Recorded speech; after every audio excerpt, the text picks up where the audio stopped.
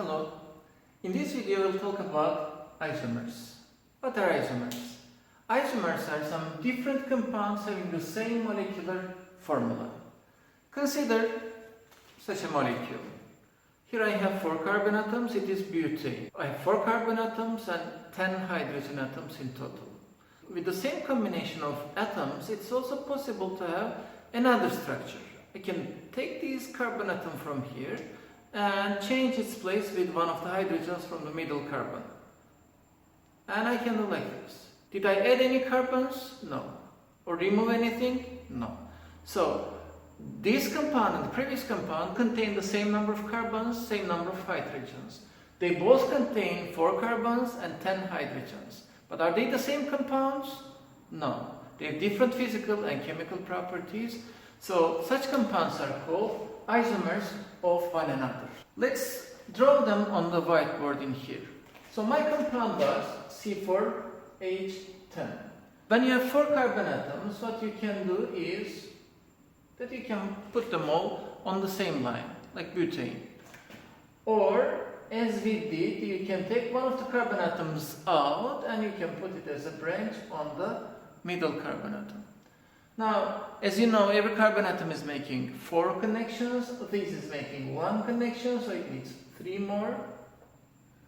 Here it needs 2 more, 2 more, and 3 more.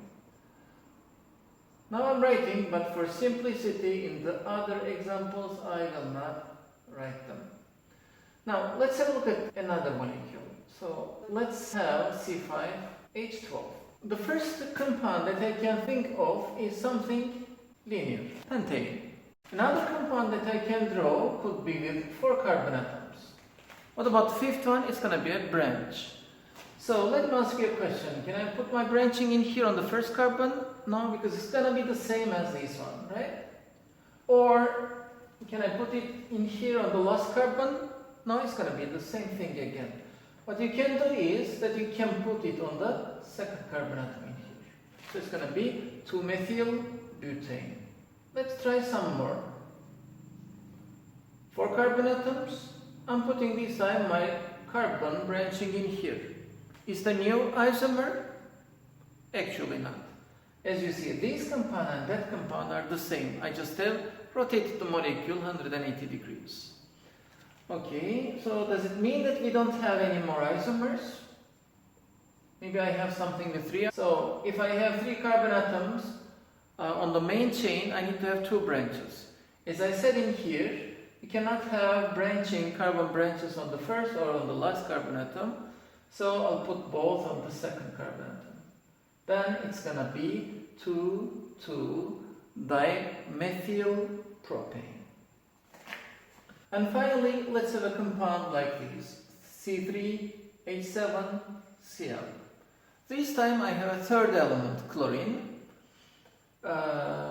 In such a case, I recommend you to think like this. So it's C3H7Cl. So this Cl came to the place of some hydrogen. So this compound originates from C3H8, right? So this compound and the general formula fits to the general formula of alkenes, NH10 plus 2. So all the bonds between the carbon atoms are single bonds. So I have 3 carbon atoms with all single bonds. Then I can put my chlorine in here. So this is going to be 1-chloropropane. But it is also possible to draw the same chain like this, 2-chloropropane. That's all for this video. Thank you for watching. See you on the next one.